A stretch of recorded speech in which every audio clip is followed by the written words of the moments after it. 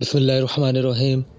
روہیل ٹال کے معزز ناظرین، آج کی پراسرار کہانی کا نام ہے وہ دہشت ناک رات۔ رات کے 11 بجے کا وقت تھا اور میں اس طرح بے خبر سو رہا تھا جیسے گدے گھوڑے سب بیچ دیے ہوں۔ نہ جانے خوابوں میں کون سے جزیروں کی سیر کر رہا تھا میں کہ عین اسی وقت فون کی مسلسل بجتی گھنٹی نے مجھے جھنجھوڑ کر ہوش و آواز کی دنیا میں لا پٹکا۔ اپنے خوابیدہ اعصاب کو بمشکل کنٹرول کرتے ہوئے میں نے فون اٹھایا۔ السلام علیکم۔ حسب عادت میں نے سلام کیا۔ وعلیکم السلام، کیسے ہو طلحہ بیٹا؟ کیا کر رہے تھے؟ جواباً مجھے ابو جی کی سنجیدہ سی آواز سننے کو ملی۔ سو رہا تھا ابو جی۔ آپ لوگ خیریت سے پہنچ گئے؟ میرے سوال پر جو انہوں نے بتایا، اسے سن کر قدموں تلے سے زمین نکل گئی۔ انہوں نے بتایا کہ ان کی گاڑی راستے میں ایک حادثے کا شکار ہو گئی تھی اور اس وقت وہ سب ہسپتال میں ہیں۔ اگرچہ بقول ان کے فکر کی کوئی بات نہیں تھی اور وہ سب معمولی زخمی تھے، لیکن ان کا پریشان لب و لہجہ اور غیر معمولی انداز سے گفتگو مجھے کسی انہونی کا پتہ دے رہے تھے، لہذا میں نے فوراً روانگی کا پروگرام بنایا۔ اگرچہ ابو جی اس وقت مجھے سفر کرنے سے منع کر رہے تھے، لیکن میرا رکنا اب ناممکن ہو چکا تھا اور دل چاہ رہا تھا کہ اڑ کر میں ان کے پاس پہنچ جاؤں۔ میرے والدین، خالہ خالو اور میری چھوٹی بہن سب قریبی رشتہ داروں کی شادی میں شرکت کرنے آج شام ہی حیدرآباد روانہ ہوئے تھے۔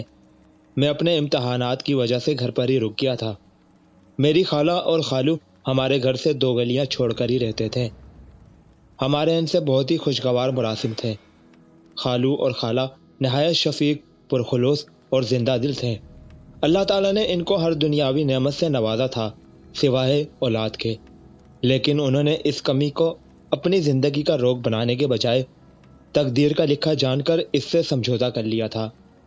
مجھے اور میری چھوٹی بہن گڑیا کو وہ اپنی اولاد ہی سمجھتے تھے اور اپنی تمام تر محبت ان پر نچھاور کرتے تھے۔ نتیجتاً ہم دونوں بھی انہیں والدین جیسا ہی مقام دیتے تھے۔ میں نے رات بھر جاگ کر پیپرز کی تیاری کی تھی۔ پیپرز کے بعد جب میں گھر آیا تو سب کے ساتھ اتنا مصروف رہا کہ وقت گزرنے کا پتہ ہی نہ چلا۔ شام کو جب سب مجھے ڈھیروں ہدایات دے کر روانہ ہوئے تو میرا تھکن سے برا حال تھا۔ رات کا کھانا کھا کر نماز ادا کرتے ہی مجھ پر نیند کا اس قدر شدید غلبہ ہوا کہ میں لمحوں میں غافل ہو گیا۔ میں فوراً ہی تیار ہو کر ہسپتال کے لیے روانہ ہو گیا۔ والد صاحب سے میں نے ہسپتال کا ایڈریس لے لیا تھا۔ تقریباً 3 گھنٹے کا راستہ تھا۔ جب میں گھر سے روانہ ہوا تھا تو ہلکی ہلکی بوندا باندی شروع ہو چکی تھی۔ کراچی میں تو راتیں جاگتی ہیں، لہذا کافی دیر تک مجھے تنہائی کا احساس ہی نہ ہوا۔ راستے روشن تھے اور لوگ بھی گھومتے پھرتے نظر آ رہے تھے۔ آدھے گھنٹے بعد بوندا باندی نے موسلا دھار بارش کی شکل اختیار کر لی۔ اب تک میں شہر سے کافی دور آ چکا تھا، لہذا ٹریفک بھی بہت کم ہو گیا تھا۔ کبھی کبھار کوئی اکا دکا گاڑی نظر آ جاتی، اگرچہ گاڑی کے وائپر مسلسل چل رہے تھے، لیکن تیز بارش کے باعث باہر دھندلا سا نظر آ رہا تھا۔ تھوڑے تھوڑے فاصلے پر لگے اسٹریٹ لیمپ اپنی مدھم سی روشنی سے تاریکی کو شکست دینے کی ناکام کوشش کر رہے تھے۔ سڑک پر دونوں طرف گھنے درختوں نے رہی صحیح روشنی کو بھی نکل لیا تھا۔ اگرچہ میں فطرتاً کافی دلیر اور نڈر تھا، لیکن تنہائی اور تاریکی کی ہیبت مجھ پر طاری ہوتی جا رہی تھی اور میں سفر کے بخیریت تمام ہونے کی دعا کر رہا تھا۔ لمحے بھر کو بجلی چمکتی تو پورا منظر واضح ہو جاتا۔ بڑے بڑے درخت تیز ہوا سے ہلتے ہوئے مختلف شکلیں اختیار کر رہے تھے۔ کبھی کبھی یوں لگتا جیسے خون آشام چڑیلیں مجھے اشارے سے اپنی طرف بلا رہی ہوں۔ اچانک بجلی چمکی تو مجھے دور سڑک پر عین درمیان میں ایک انسانی ہیولا کھڑا ہوا نظر آیا، جو زور زور سے ہاتھ ہلا کر گاڑی روکنے کی استدعا کر رہا تھا۔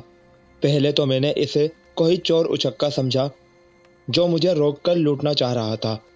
پھر میرے ذہن میں بچپن میں سنی ہوئی وہ تمام کہانیاں در آئیں جن میں آسیب مختلف روپ اختیار کر کے مسافروں کو تنگ کرتے تھے۔ یہ سوچ کر ہی میرے رونگٹے کھڑے ہو گئے۔ ایک خیال یہ بھی تھا کہ شاید کوئی ضرورت مند ہو جو رات کے اس پہر مدد کے لیے کھڑا ہو۔ بہرحال جب میں جلتو جلالتو کا ورد کرتا وہاں تک پہنچا تو یہ دیکھ کر مجھے اپنی آنکھوں پر یقین کرنا مشکل ہو گیا کہ وہاں کوئی انسان تو کیا، کوئی چڑیا کا بچہ تک نہ تھا۔ میں نے ہر طرف بغور دیکھا لیکن چاروں طرف تنہائی اور سناٹے کا راج تھا۔ خوف سے میرا برا حال ہو گیا اور میں اندھا دھند گاڑی بھگاتا ہوا چلا گیا۔ ابھی میں تھوڑی دور ہی گیا تھا کہ اچانک کسی نے پیچھے سے میرے کندھے پر ہاتھ رکھا۔ میرا اوپر کا سانس اوپر اور نیچے کا سانس نیچے رہ گیا اور دل طوفانی رفتار سے دھڑکنے لگا۔ بمشکل میں نے پیچھے مڑ کر دیکھا تو مجھے یوں محسوس ہوا جیسے پچھلی سیٹ پر بالوں کا ایک بہت بڑا سا ڈھیر دھرا ہوا ہے۔ نہ جانے وہ اللہ کی کون سی مخلوق تھی جو سائز میں انسان سے بھی بڑی تھی، لیکن مکمل طور پر بالوں سے ڈھکی ہوئی تھی۔ صرف اس کی سرخ آنکھیں اور ہاتھ پاؤں کے لمبے لمبے اور مڑے ہوئے ناخن ہی نظر آ رہے تھے۔ وہ اپنی لال لال ڈراؤنی آنکھوں سے نہایت غصے سے مجھے گھور رہی تھی۔ دہشت سے میری آنکھیں پھٹی کی پھٹی رہ گئیں اور دل اچھل کر حلق میں آ گیا۔ سانس سینے میں اٹکنے لگا اور ہاتھ پاؤں سنسنانے لگے۔ اس سے حرکت کرنا محال تھا۔ بڑی مشکل سے میں نے اپنے حواس مجتمع کیے اور زیر لب قرآنی آیات کا ورد کرتے ہوئے گاڑی کو طوفانی رفتار سے بھگانے لگا۔ تھوڑی دیر بعد مجھے محسوس ہوا کہ پچھلی سیٹ خالی ہو گئی ہے۔ میں نے شیشے سے پچھلی سیٹ پر دیکھا تو وہ آصف وہاں سے جا چکا تھا۔ ابھی میں پوری طرح سکون کا سانس بھی نہ لے پایا تھا کہ مجھے یوں لگا جیسے گاڑی دھیرے دھیرے نہایت وزنی ہوتی جا رہی ہے اور اسے چلانا تقریباً ناممکن ہوتا جا رہا ہے۔ جس گاڑی کو میں جہاز کی طرح اڑا رہا تھا اب گدھا گاڑی کی طرح گھسیٹنے سے بھی انکاری تھی۔ ابھی میں اس شش و پنج میں مبتلا ہی تھا کہ پیچھے سے ایک خوفناک کہکا سنائی دیا۔ ایسی دہشت زدہ کر دینے والی آواز میں نے اپنی پوری زندگی میں پہلے کبھی نہیں سنی تھی۔ میں نے مڑ کر دیکھا تو وہی غیر انسانی مخلوق دوبارہ سیٹ پر برا جوان ہو کر کہکے لگاتی نظر آئی۔ اس کی ٹانگیں اتنی لمبی ہو چکی تھی کہ اس نے گاڑی کی کھڑکی سے باہر لٹکا رکھی تھی اور پاؤں سڑک پر گھسٹ رہے تھے۔ شاید اسی وجہ سے گاڑی کو آگے بڑھانا مشکل ہو رہا تھا۔ یہ دیکھ کر میری ریڑھ کی ہڈی میں خوف کی لہر توڑ گئی اور میں نے بآواز بلند قرآنی آیات اور آیت الکرسی پڑھنا شروع کر دی۔ تھوڑی دیر بعد گاڑی پھر ہلکی ہو کر تیزی سے روا دوا ہو گئی۔ اس کے بعد گائے بگائے یہ تماشا چلتا رہا۔ کبھی وہ بلا پیچھے اور کبھی آگے میرے ساتھ والی سیٹ پر نظر آتی، کبھی کہکے لگانا شروع کر دیتی اور کبھی نہایت غصے سے مجھے گھورتی رہتی۔ میں نے دعاؤں کا ورد جاری رکھا اور تیزی سے گاڑی بھگاتا رہا۔ گھنٹے بھر بعد جب شہر کے آثار نظر آنے لگے تو وہ مخلوق یکایک غائب ہو گئی۔ میں نے اللہ کا شکر ادا کیا کہ اس بلا نے بغیر کوئی نقصان پہنچائے میرا پیچھا چھوڑ دیا۔ ابھی میں اسپتال سے 15 منٹ کے فاصلے پر تھا کہ پھر مجھے شاک لگا۔ رات کی تاریکی اور موسلا دھار بارش میں خالو ایک اسٹریٹ لیمپ کے نیچے کھڑے نظر آئے۔ میں نے بریک پر پاؤں دبایا تو گاڑی سڑک پر دور تک گھسٹتی چلی گئی۔ خالو تیز تیز چلتے ہوئے آئے اور فرنٹ سیٹ کا دروازہ کھول کر میرے ساتھ بیٹھ گئے۔ اتنی تیز بارش میں کھڑے ہونے کے باوجود ان کا لباس بالکل خشک تھا۔ میں نے نہایت حیرت سے ان سے پوچھا کہ وہ یہاں کیا کر رہے تھے تو انہوں نے دھیرے سے کہا، بس بیٹا یوں ہی کھڑا تھا۔ وہ بالکل گمسم اور کھوئے کھوئے سے تھے، باتوں کے انتہائی شوقین اور بات بات پر زور سے کہکے لگانے والے خالو آج بالکل خاموش تھے۔ سوچ سوچ کر بمشکل چند الفاظ ادا کر رہے تھے۔ جب میں نے ان سے سب کی خیریت پوچھی تو وہ یوں گویا ہوئے، ہاں بیٹا سب بالکل ٹھیک ہے، تم فکر نہ کرو، تم سے ملے بغیر جانے کا دل ہی نہیں چاہ رہا تھا تو میں چلا آیا۔ میں حیرت سے سوچنے لگا کہ وہ کہاں جا رہے ہیں، لیکن ان کی حالت دیکھ کر میں نے مزید پوچھنا مناسب نہ سمجھا۔ مجھے لگا کہ ایکسیڈنٹ نے ان کے حواس کو متاثر کر رکھا ہے۔ میں خود بھی ہسپتال پہنچنے کی جلدی میں تھا، لہٰذا خاموشی سے ڈرائیو کرنے لگا۔